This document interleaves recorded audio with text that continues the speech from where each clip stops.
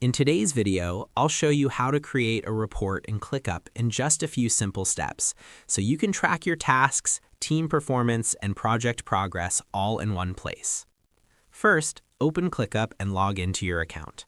Once you're inside your workspace, look at the left sidebar and click on Dashboards. This is where all your reports are created.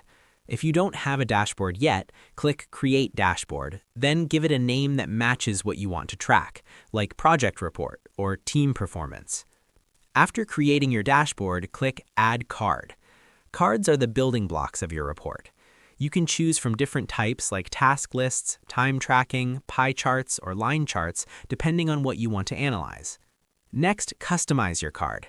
Select the space, folder, or list you want to report on. Then apply filters, such as task status, assignee, due date, or priority.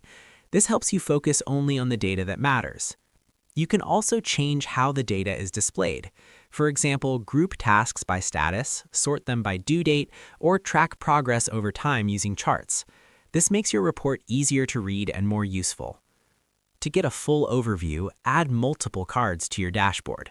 For example, you can have one card for overdue tasks, another for completed tasks, and another for your team workload.